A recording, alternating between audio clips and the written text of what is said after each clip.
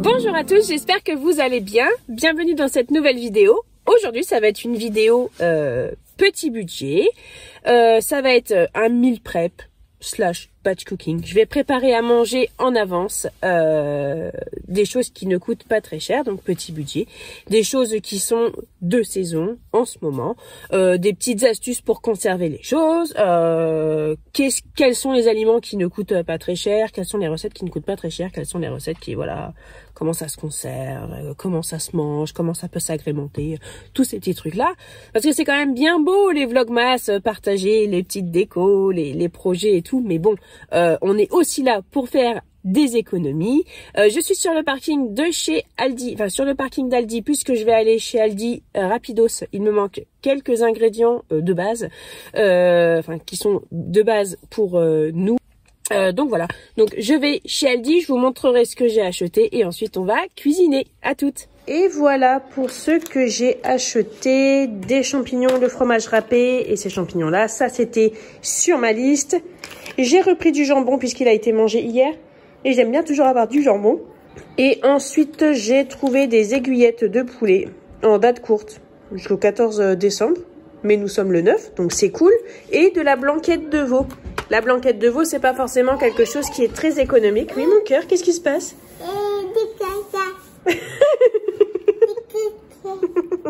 Je disais donc, c'est pas forcément ce qu'il y a de plus économique, mais elle est à moins 30%. Donc j'en ai pris, j'aime tellement ça. Voilà, alors voyons voir ce qu'on va pouvoir cuisiner. On va pouvoir faire plein de trucs. Bon, pas que avec ça, hein. On s'entend bien. Hein. J'ai plein de choses dans mon frigo déjà. Bon, par contre, je pense que la première chose à faire, ça va être de ranger ce bazar. C'est parti. Voilà, bon, c'est bien mieux. Allez, maintenant, on va préparer à manger. Pour la première recette, je vais faire une blanquette de veau. Donc, je vais la faire cuire. Je vais faire cuire la viande au courbouillon. Et ensuite, je ferai une sauce. Alors, je sais qu'il y a plusieurs façons de faire la blanquette de veau. Et comme d'habitude, moi, sur ma chaîne, sur mes vidéos, je vous montre comment je fais moi. Peut-être que vous faites différemment et il n'y a pas de problème. Donc, alors, la blanquette de veau, je vais la faire cuire dans de l'eau avec l'oignon, les carottes, du thym, du sel, du poivre. Une fois que c'est cuit, en fait, je vais écumer pour retirer tout ce qui est mousse. Je vais retirer toute la garniture et je vais faire un roux. Et en fait, au lieu de mettre du lait ou de l'eau pour faire la sauce, je mettrai le bouillon de la viande. De toute façon, je vais vous montrer ça en vidéo. Je vais faire ça tout de suite parce que c'est ce qu'il y a de plus long. Voilà, donc là, je fais revenir un petit peu pour apporter un petit peu plus de goût. Et ensuite, je vais ajouter de l'eau.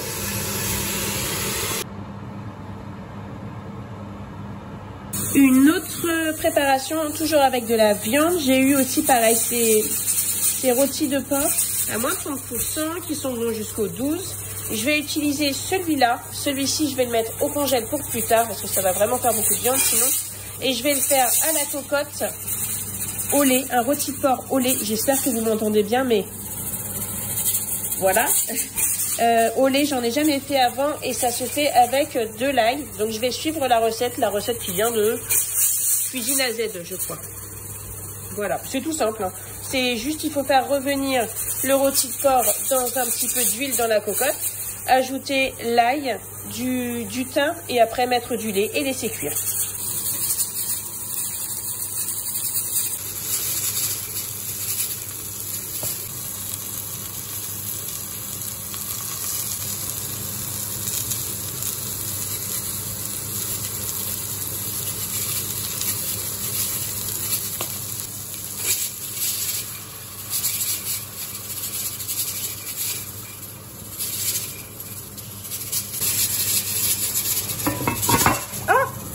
Mince, quel nul.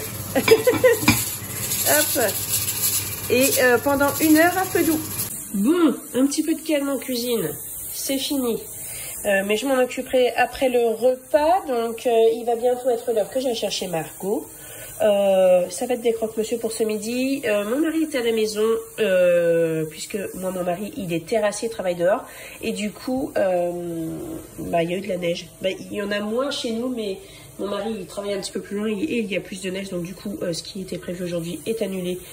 Mais Est-ce que quelqu'un a vraiment quelque chose à faire? Je ne pense pas, mais voilà. Mon mari est à la maison. Thibaut est à la maison aussi. Et ça va être des croque-monsieur pour ce midi. Et moi, je vais me faire un croque-monsieur au roquefort, aux noix et aux endives. Moi, j'adore. Ça va être une tuerie. Sinon, clairement, les autres, ça va être jambon et fromage. Mais pour moi, ça va être ça et je vais vous montrer ça.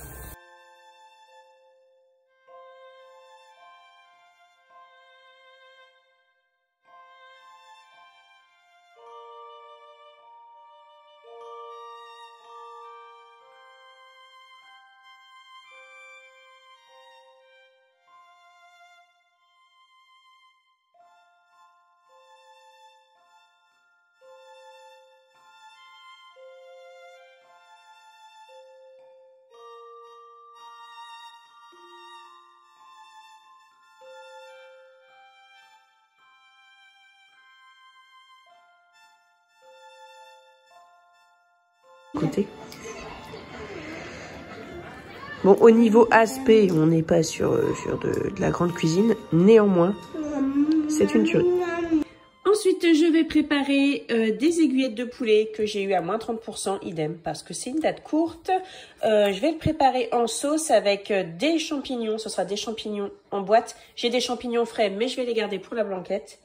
Dedans, je mettrai du fromage ail et fines herbes comme ça. Donc, c'est du fromage qui n'a pas de marque, qui vient de chez Aldi, et de la crème fraîche. Je vais pas utiliser tout le poulet. Il y a 1 kg de poulet, c'est vraiment beaucoup trop. Il y a déjà beaucoup de viande là pour les prochains jours qui arrivent. Donc, je pense que je vais faire la moitié. Je vais détailler en petits morceaux. C'est déjà des aiguillettes, mais je vais détailler en petits morceaux. Le reste, je vais congeler. Et voilà, donc ça va nous faire du poulet aux champignons et à la sauce boursin, entre guillemets. Et ça, c'est super bon avec des pâtes. On peut aussi le préparer façon one pot pasta, donc tout cuisiner en même temps. Par contre, il faut le manger tout de suite. Et moi, comme je vais pas le manger, enfin comme on va pas le manger tout de suite, je vais pas le faire cuire avec les pâtes parce que sinon, il va plus y avoir aucun intérêt. Les pâtes vont gober toute la sauce et ce sera pas aussi crémeux au moment de le manger. Donc voilà, je vais cuire, je ferai les pâtes à part.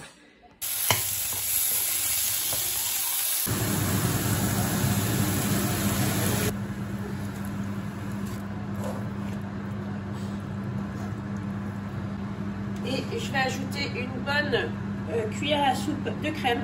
Et ensuite, après, on couvre et on laisse cuire doucement. Une petite quinzaine de minutes.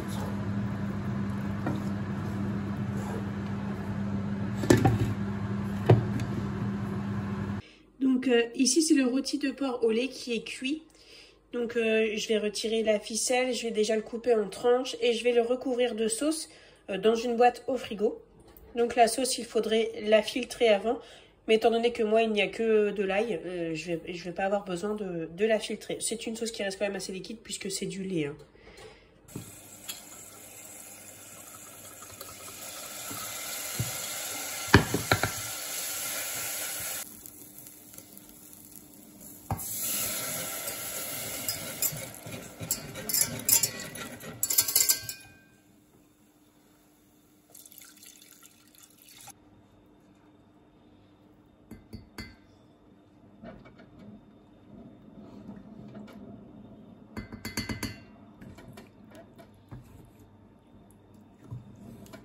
Youp, et maintenant avec un oignon, de l'ail et ces champignons que j'ai eu en rabais aussi, je voulais les mettre dans la blanquette, mais finalement dans la blanquette j'ai mis les champignons en conserve et je vais en faire un sauté en fait de champignons, c'est tellement bon.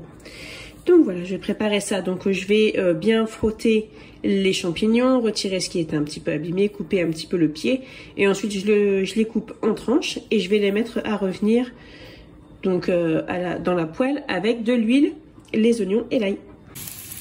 Voilà, donc pour commencer, je vais faire revenir les oignons avec l'ail et ensuite j'ajouterai les champignons. Donc ça c'est pareil, ça se garde très bien, ça se réchauffe très bien au micro-ondes dans une assiette avec autre chose. Ça agrémente. C'est ce qui est cool en fait dans tout ce qui est le meal prep, le batch cooking, c'est que c'est prêt dans votre frigo. Vous n'avez pas besoin de faire quoi que ce soit, même si vous avez la flemme, vous n'avez plus qu'à vous servir dans votre frigo. Vous remplissez une assiette avec ce que vous aimez, vous piochez dans les boîtes et puis voilà, vous faites réchauffer au micro-ondes et voilà, vous avez votre repas qui ne vous coûte pas plus cher que votre flemme Donc quand on a un petit budget, quand on doit compter chaque euro, c'est vrai que ça reste quand même important de ne pas craquer pour la facilité de commander quelque chose quand on a la flemme, que ce soit le soir ou à midi ou quoi. Là, c'est prêt et voilà. Et c'est vraiment la clé pour faire des économies.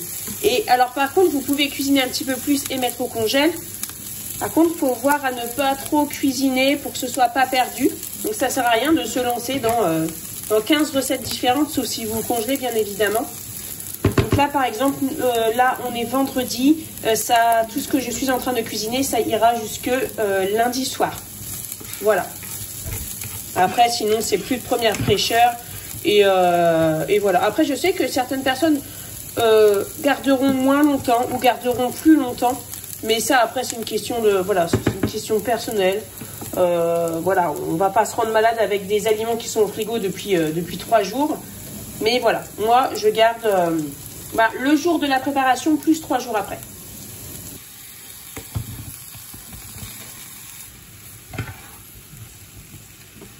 Donc là, je vais laisser doucement les champignons fondre, réduire doucement à petit feu. Là, j'ai ma plaque qui est à 5, donc elle est à moitié.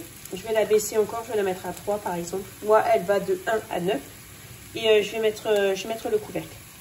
J'ai ce yaourt dont la date est dépassée. C'était bon jusqu'au 3 décembre. Alors bon, c'est un yaourt nature. Mais bon, après, chacun... C'est toujours pareil, hein, chacun voit si c'est ok pour lui ou pas. C'est ok pour moi. Je vais faire un gâteau au yaourt avec des myrtilles dedans, puisque j'en ai dans mon congèle, que ça fait un petit bout de temps qu'elles sont là. Donc un gâteau yaourt, recette de base. Vous pouvez retrouver la recette que moi j'utilise sur mon site.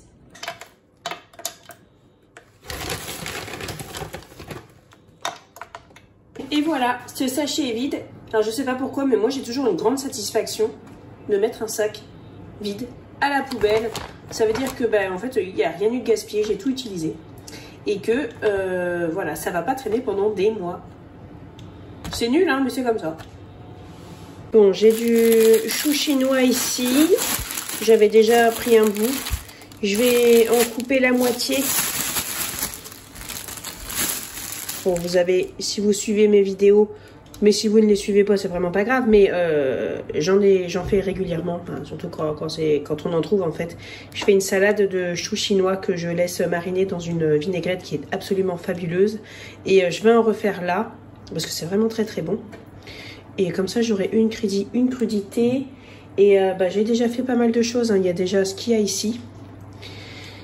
Il y a le gâteau au four, mais j'ai pas de légumes, donc il faut que je fasse des légumes. Et j'aurais aimé faire une brioche et tout ça, mais je vais pas avoir le temps. Je pense que je la ferai demain, parce que sinon ça voudra dire que j'aurais passé ma journée dans la cuisine. Enfin, j'ai pas fait que ça, mais ça passe vite en fait, avec les allers-retours école et tout ça, ça passe très vite. Bref, j'arrête de discuter et donc je fais faire cette salade de chou chinois. Voilà, donc maintenant j'ai coupé donc le chou. Je vais le mettre dans le saladier ici. Et je vais le rincer comme pour une salade, l'essorer comme pour une salade. Et ensuite, je vais l'assaisonner. Donc ça prend beaucoup de place. Mais ça va vite réduire puisque ça va cuire en fait dans l'assaisonnement. Donc je vais le laisser là-dedans pour l'instant. Et une fois que ça aura bien réduit, je le mettrai dans un plat. Ça par contre, ça peut se garder un petit peu plus longtemps que 3 jours. Hein, sans souci, on peut le garder une semaine. Plus ça va macérer, plus il va y avoir du goût en fait. Et c'est vraiment très très bon. Enfin moi j'aime pas manger le premier jour ni même le lendemain. Enfin si c'est bon mais c'est pas pareil quoi. C'est meilleur quand ça a macéré. Donc voilà, je vais rincer ça à l'eau et l'essorer donc avec l'essoreuse à salade. Et ensuite je vais l'aromatiser, l'assaisonner. Donc pour la vinaigrette, je vais utiliser de l'huile comme ça, de sésame grillé. Et donc je vais en mettre par exemple 4 cuillères à soupe. Et je mettrai du vinaigre balsamique, mais ce sera la moitié. Donc le vinaigre balsamique, je mettrai 2 cuillères à soupe. Je mettrai 1 cuillère à soupe de sauce soja, un petit peu de piment en poudre pour relever, du sel, du poivre. Je vais goûter pour voir si ça me convient. Et voilà. Après, on peut mettre plein de choses dedans. On peut mettre de l'ail. On peut mettre plein de choses. Du coup, 2 cuillères à soupe de vinaigre balsamique. C'est pour un petit peu pour le côté sucré-salé. Mais si vous n'avez pas de vinaigre balsamique, vous pouvez mettre par exemple du vinaigre de cidre. J'ai vu aussi des recettes avec du vinaigre de cidre et vous mettez du miel. Donc 2 cuillères à soupe de vinaigre de cidre et 1 cuillère à café de miel. Et il faut mettre aussi un petit peu de sucre dedans, j'ai oublié de le préciser. Et c'est ce que je vais faire tout de suite. Je vais ajouter un petit peu de sucre, l'équivalent d'une cuillère à café. Voilà, ensuite la sauce soja, comme j'ai dit. La sauce soja, donc 1 cuillère à soupe de sauce soja. C'est de la sauce soja salée, moi, que j'ai. Donc moi j'utilise du piment, du piment fort, hein. Mais voilà, il faut avoir la main légère dessus, sinon après c'est beaucoup trop épicé. C'est vous qui voyez selon comment vous l'aimez. Sinon vous n'en mettez pas, tout simplement.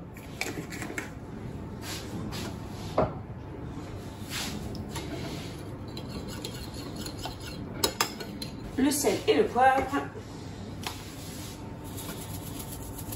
Alors ça c'est une vinaigrette que j'adore, mais j'adore tellement cette vinaigrette. Elle n'est pas très compliquée à faire. Après il faut juste avoir les ingrédients. Mais moi maintenant ce sont des ingrédients que j'ai toujours à la maison puisque c'est une vinaigrette que j'adore. Voilà. Après c'est sûr que si on n'a pas forcément toujours, si on n'a pas les ingrédients, en fait ce qui coûte le plus cher dans cette vinaigrette c'est l'huile de sésame. Moi j'en ai régulièrement parce que maintenant je m'en sers pour quand je mets dans mes nouilles sautées et tout ça. Et j'ai une de mes amies qui m'en a offert pour enfin dans un colis en fait asiatique. Donc du coup j'en ai une bouteille d'avance. Et voilà, alors je vais goûter, voir ce que ça donne. Alors au niveau de l'assaisonnement on est bien. Par contre je ne sais pas si je vais en avoir assez pour tout ce que j'ai là. Mais c'est pas grave, au pire sinon je referai exactement la même chose. Et alors là, mesdames et messieurs, pompons sur la Garonne, cerise sur le gâteau et bougie sur le cupcake d'anniversaire. Dans cette salade, il faut du sésame. Et donc du sésame grillé de préférence à mettre dedans, allègrement. J'adore ça. Donc j'en ai mis plein. mais en fait, c'est marrant parce que quand je mange de cette salade, à chaque fois, je me dis, mais je pourrais en manger absolument tous les jours. Et c'est vrai. Alors moi, ça ne me donne pas de ballonnement particulier. En tout cas, j'ai pas remarqué. Donc voilà. Bon, c'est pas très évident, hein, mélanger. On va pas se le cacher. Je suis désolée pour la luminosité pourrie. Mais je fais ce que je peux. Et voilà. Ça va vraiment bien réduire. Clairement. Donc j'ai fait, oui je vous ai pas dit, mais j'ai refait une dose de vinaigrette. Hein. J'ai refait exactement la même chose. Hop, et voilà. Donc il y a pas mal de viande, il y a pas mal de féculents. Je suis en train de commencer donc les légumes, mais je voulais vous montrer aussi les fruits que j'ai actuellement. J'ai un avocat ici, il a de la farine dessus parce que Margot avait cuisiné, il y avait encore les fruits qui étaient là et du coup il y a eu de la farine un peu partout. J'ai des pommes, j'ai mis un bouchon en liège. Ça permet de capter le gaz que font ressortir les pommes et qui font trop mûrir les fruits qui sont à côté. Ici, on a des kakis, 2 tomates, des oranges à manger, des oranges à jus, même si on ne fait pas forcément la différence. Hein. Ici, il y a un ananas qui sera bientôt prêt. Des citrons, on a 2 mangues. Là. Et des kiwis. Donc voilà, c'est ce qu'on a. Il y a des clémentines qui sont dans le salon, clémentines et bananes, qui sont dans le salon à portée de main de tout le monde. Voilà, c'est ce qu'on mange en ce moment. Bon, hormis les tomates, j'avoue, ça c'est un peu chier, mais Valentin et Thibaut aiment beaucoup les tomates. Et elles étaient, en fait, elles étaient au même prix qu'en été. Et elles venaient de France. Même si clairement c'est de la tomate de serre, voilà, ça faisait plaisir aux garçons. Mais sinon, voilà, on essaye vraiment de consommer de saison parce que c'est là où il y a le plus de vitamines dans les fruits et c'est surtout là où ils sont le moins chers.